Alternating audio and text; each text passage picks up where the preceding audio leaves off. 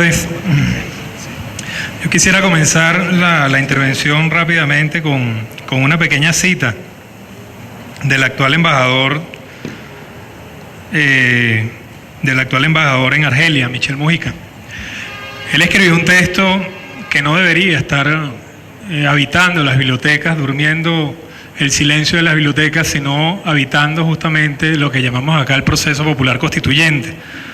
Se llama Democracia Sustantiva, Democracia Formal y Hegemonía en Antonio Gramsci. Yo quisiera de alguna manera hoy hacerle una suerte de homenaje a algunas de las tesis de este libro, porque son muy pertinentes para lo que estamos discutiendo hoy, sobre todo para una discusión que yo no la veo desde la perspectiva del moralismo optimista, de la profecía autocumplida de que en el 2021 veremos el cielo y llegaremos al paraíso, sino justamente observar que los procesos históricos están sometidos a las luchas sociales y políticas que una composición social y de clase genera, y que los deseos, como decimos nosotros en términos de sentido común, los deseos no preñan, que tenemos que ver justamente cómo, si en física casi todos los modelos están construidos a partir de la idea del vacío, de un espacio sin fricciones, en el proceso histórico nosotros tenemos luchas, conflictos, antagonismos, avances, retrocesos, flujos y reflujos. Y creo que la revolución bolivariana está viviendo un momento que Carlos Ander calificó, y creo que el documento que motiva a este evento lo dice sin decirlo, que es que la revolución bolivariana ha entrado en una encrucijada crítica. Una encrucijada. Y por eso hay caminos que no deberían seguirse si no se quieren repetir errores que ya se conocen, sobre todo quienes han hecho balance de inventario de las experiencias de transición al socialismo en el mundo, del socialismo real, burocrático o como queramos llamarlo.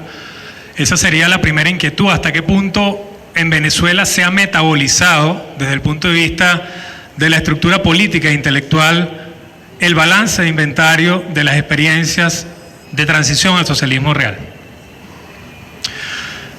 Creo que hay demasiados guiones presentes en las políticas públicas.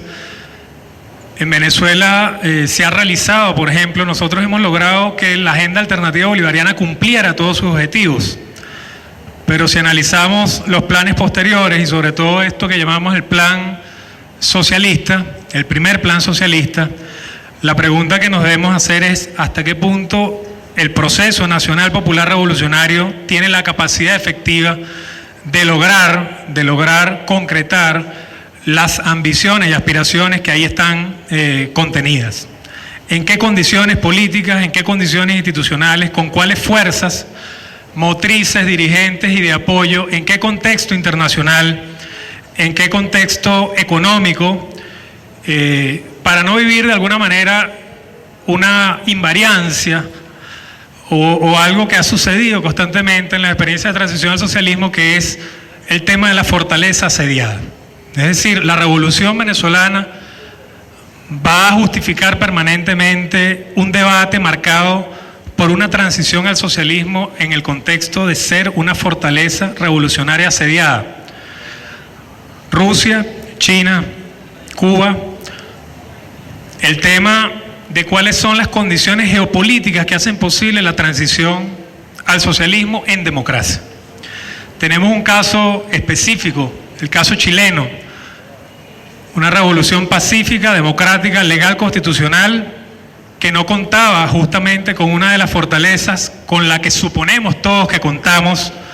con la base de sustentación de la Fuerza Armada para la estabilización del proceso revolucionario, pero que conocemos justamente cuál fue su devenir y su destino a partir justamente de las fricciones del campo político. No fue simplemente un golpe frío. Nosotros pudimos observar en el caso chileno, que es emblemático, cómo las fuerzas parlamentarias, las coaliciones parlamentarias, la fluidez e inestabilidad de las correlaciones de fuerza en el Parlamento chileno generaron una precondición para el golpe de Estado de Pinochet. Es decir, el propio Parlamento chileno le abrió las puertas al golpe militar. Y a veces nosotros perdemos de vista estos pequeños detalles históricos Y eso lo digo a propósito de la perspectiva política inmediata para el año que viene.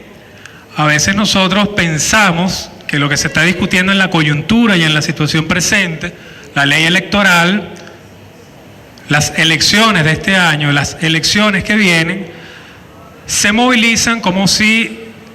el carril donde va el tren revolucionario estuviese completamente aceitado. Y yo creo que hay piedras en el camino, que hay un campo minado que debemos desarmar, y eso creo que es la tarea de los intelectuales, prever y analizar en detalle el campo minado, geopolíticamente minado por parte de la administración norteamericana y sus aliados, y geopolíticamente minado por parte de la derecha venezolana, que ha ido labrando, tejiendo una estructura de apoyos en eso que llaman sociedad civil organizada, y ellos la denominan sociedad democrática, para volver a revitalizar los llamados programas de transición, lo que llamaban los Estados Unidos las oficinas de transición. Yo no preveo un 2021 como lo ve Luis Brito, yo preveo un año que viene justamente en el cual se va a tratar de nuevo de montar una oficina de transición en Venezuela, donde el Parlamento se va a convertir en una caja de resonancia para una ofensiva de la derecha venezolana, tratando de capitalizar el poco espacio que tiene, tratando de generar en un 30 o 35% de espacio parlamentario a partir de una coalición perfecta que les permita a ellos ocupar esos espacios, tratar justamente de dividir la alianza política que apoya la revolución bolivariana, PPT, PCB, PSV y movimientos sociales, tratar de dividirla, tratar de causar fricciones, tratar de seducir a algunos sectores de la alianza política revolucionaria desde Washington, para tratar de justamente generar un escenario, si no de división, por lo menos de debilitamiento de las fuerzas que apoyan la revolución y de crecimiento y avance de la derecha en el Parlamento venezolano. Gobierno bolivariano.